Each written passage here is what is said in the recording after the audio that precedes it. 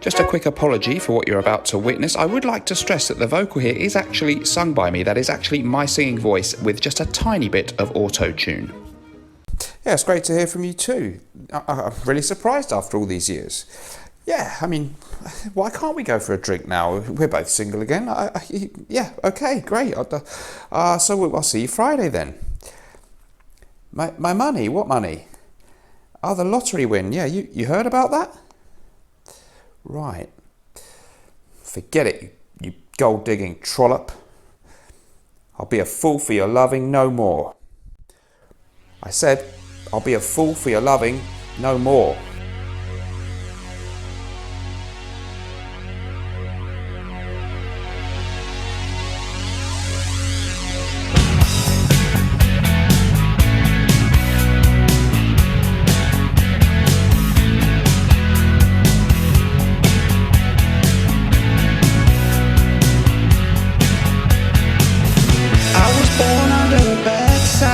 I'm a Sagittarius myself. Left out in the cold. I'm alone in my head who knows just what it means to lose control. Where's that remote control gone? But I took all the heartache and turned it to shame. Now I'm moving on, and I ain't taking the blame. Quite right, mate. Wasn't your fault.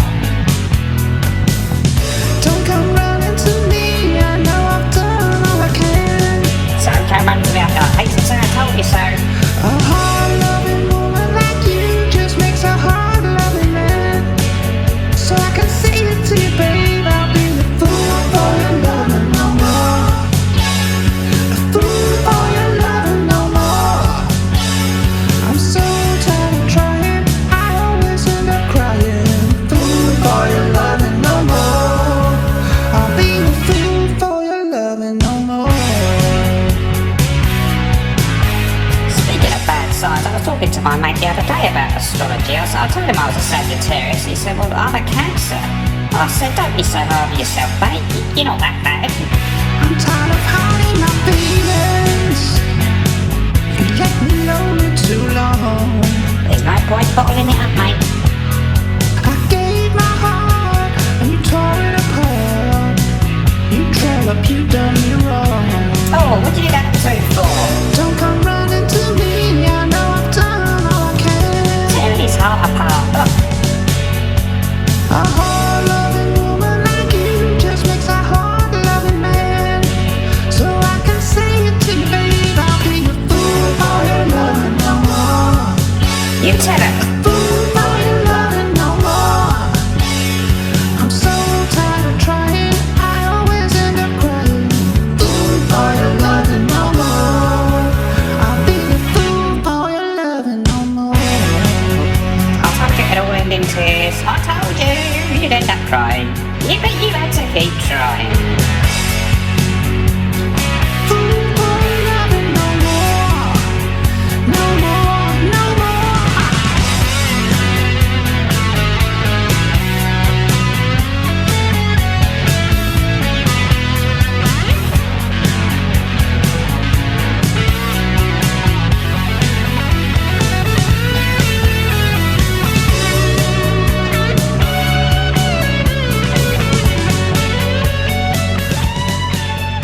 Hi guys, welcome back to the show. So today we're going to talk about 5 really great masculine smelling manly fragrances, I think. And so many fragrances these days are viewed as unisex. So many people will always be saying, well, you can wear whatever you like, the fragrance should have no gender. And you know, that's true. Anyone can wear anything they like, I don't mind. But sometimes it's good to have a fragrance, if you're a man, that smells somehow kind of masculine. So woody smells, green smells, old school kind of sense, somehow have that aura of traditional masculinity about them. Many of these things, I don't know that it's anything inherent why a certain note or type of fragrance should be manly.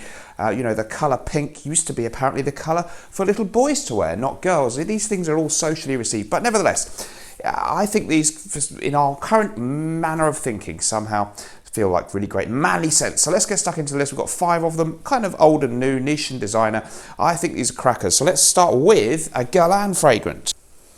So the first fragrance in the list, one that I've only added to my own collection recently, and it was, it had to go in there, of course. It's Heritage from Guerlain. Many people have said there's a hint of this in our own fragrance by Naughton & Wilson, Gravitas Pour Homme. You can buy that and the new one, Bon Viveur, by following the link in the description, naughtonandwilson.com. However, Heritage, a bit of a different kettle of fish, really, this one. 1992 release, and those, of course, Jean-Paul Guerlain, who was the perfumer there. I've got the Eau de Toilette, the Eau de Parfum, reputedly very good as well, and I know AC from the Smells Good channel in a recent video we did really was singing the praises of this one. It's a fantastic old school fragrance from 1992. It looked back, I think, more a little bit to the previous 70s and 80s decades, and hence the name Heritage. I think it was celebrating an anniversary for Guerlain and therefore giving you a feel of some of the great heritage of that brand. I'll give you the note listing. I hope you're not in a hurry because this may take a moment. There's quite a lot of them. So you've got top notes of lavender and aldehydes along with juniper berries, clary sage and bergamot violet, green notes and petitgrain. The middle notes are patchouli, loads of it, coriander, geranium pepper, rose, balsam fir, carnation, pink pepper, orris root, oh for goodness sake, jasmine, cyclamen, lily of the valley, base notes, sandalwood, amber, oak moss, cedar and musk, so God knows how I'm going to claim I smell all those things. What you do get is a really, really nice dry woody aura with this one. Quite a lot of patchouli. If you like patchouli, great. If you don't, you're probably not going to love this. It's manly, it's old school, it's kind of refined and elegant. It's quite a powerful type of aura that this pervades. It's not really a casual scent, and it suggests a man who knows what he's all about. It's an old school kind of smell. Not going to be to everyone's, could be to someone's taste. It's not going to be to everyone's taste, but if you like dry woody tones, definitely the sandalwood is something you'll pick up in the base, and there is also crisp cedar wood in there. So woody tones combined with lots of patchouli, a little bit of citrus freshness in the opening, but not tons of it. Almost something that reminds me of a sort of boozy aura. Tons of complex things as we got from that long note listing. Classic French perfumery at its finest. A little bit reminiscent of Givenchy Gentleman from the 70s, maybe just a little bit more refined than that very rough-edged kind of, well, not rough-edged, but that very, very potent sort of old school smell. Bit modernised as was then, the 90s, but old school smelling for sure. Great performance for me on the Eau de Toilette. And there is an Eau de Parfum, which is very, very similar in scent, just a different strength. Okay, moving on then. Let's go to one that I've mentioned a few times before on the channel, but not for a while. And this is Je suis un homme by État Libre d'Orange, famous for the one that smells like blood and semen, which I've forgotten the name of. Secretions Magnifique, which is anything but magnifique, really. And this one was themed, and it came out before Aventus, but it was themed around Napoleon Bonaparte of France. So apparently their blurb says he would spray himself in cologne before going into battle. Hardly the most important thing at that time, one would think, but who knows how much battle he actually got involved in. Probably just stood up on the hill directing, didn't he? And it's apparently sort of encapsulates some of the cologne accords they think he would like. The note listing for this one, let's see if we've got that. We've got bergamot, orange and lemon, myrtle, cinnamon, clove, cognac accord, leather, patchouli and animalic notes. Really great. If you like your sort of old school classic fougere type fragrances, it's got a bit of that. It has this kind of boozy undertone. They've got a cognac note. How they create that in perfumery, I'm not sure, but it does have this slight hint of booziness and a definite leathery animalic thing. If you like things like Yves Saint Laurent's Chorus, that masculine aura, you may find this appealing, although it doesn't smell similar to Chorus. It's very much a modern niche type interpretation of that same kind of rugged, powerful masculinity. So really, really beautiful, fresh, orange, lemon, a little bit of herbaceous accord there with the myrtle. I always haven't really smelt myrtle very often in isolation, but I do often pick up on a very nice green herbal thing in fragrances which do have it in them. And then this idea, I think leather, maybe they're saying, oh, that was his leather boots or whatever, but hey, whatever. Yeah, don't pick up massively on the patchouli, but definitely an animalic, leathery undertone with a hint of freshness and something fougere-ish to me in the fragrance, although not many of the notes really tie in with a fougere. Maybe we would call this a leather scent. It's really superb. Perfumer, I believe, was Antoine Lee, and what a fantastic job they did. État Libre d'Orange. Of course, the name means I'm a man, so it fits in this list, right? Okay, next up, one that you don't see me talk about so much, Colonia Intensa by Acqua di Parma. And I've talked loads about other Acqua di Parmas, but it's only not that long ago that I picked this one up. Intensa could be the most likable, affable, crowd-pleasing type of fragrance in this list. Some of the others are a bit polarizing. You'll either like it or you won't. But this one, very, very pleasant to anyone's nose. The least colonia-ish of the Colonia line, in my opinion. It was a 2007 release. Two amazing perfumers for this one, legends of the industry, Alberto Morillas, the man behind Acqua di Gio and the Jeremy fragrance, and Francois Demachy, who has recently become, well, not that recently, he became the main man at Dior. He actually did Dior's Sauvage with the blue bottle one and loads of other actually rather better stuff than that. So two legends, and they came together to create a beautiful, slightly fresh citrusy, yes, but also sort of a warming, rich and a little bit leathery fragrance, which kind of makes it very masculine. Some of the other Colonias, some people say the original Acqua di Parma Colonia, certainly Assoluta and Essenza, rather unisex. This one has a manly aura to me. The note listing gives us citruses, bergamot, cardamom, ginger, Sicilian lemon. Does that not come under citruses? How does that work? Middle notes, neroli, cedar, myrrh, guaiac wood, and artemisia. Base notes of leather, benzoin, musk, and patchouli. So again, very, very nice. You're getting a lot of patchouli in this list. I find patchouli a masculine note. I don't know if that's supposed to be the case. Discuss, but I feel it's a masculine accord. And you got, yes, you got the freshness. You got a little bit of spice with the ginger. Definitely a fresh, likeable vibe, but there's this rich, leathery, warming, kind of ambery undertone to the fragrance, which makes it a really, really great all-rounder, kind of one of the best Acqua di Parma Colonias for a night out, or even maybe a sexy kind of aura, if you wish to purvey that, guys. So let me know if you've tried Intensa. Good performance on all these fragrances in the list, actually. Nothing beast mode, but all in the good category. So I think we've got a couple more left. Have we? 1, 2, 3? Yes, we're going a bit old school for the last two. So I think this is the only discontinued bottle or vintage bottle in the list. The fragrance is still available, but it's reformulated. Chris from Scentland says it still smells great, and I tend to trust him. So this is Rocabar by Hermes. So this is classified as a woody, spicy fragrance. Rocabar it came with this kind of like a horse blanket covering around it, and there is a bit of the kind of the stable or even the barnyard in this fragrance. So the top notes is a 1998 release, by the way. The modern bottle looks a bit different. Gilles Romé was the perfumer, and we have notes of cedar essence, juniper, coriander, bergamot, and lemon. Obviously, they're in everything. Italian cypress, cedar, cardamom, carnation, violet, and benzoin. Canada balsam, my favourite kind of balsam. Oak moss, vanilla, and patchouli again. Who knew? I didn't actually plan that, but they've all got patchouli in them. So it's definitely a rich and fresh at the same time fragrance, which I kind of like when people do that. It's got an animalic undertone, a bit of funk about it, but a greenness as well. Again, a complicated, complex note listing.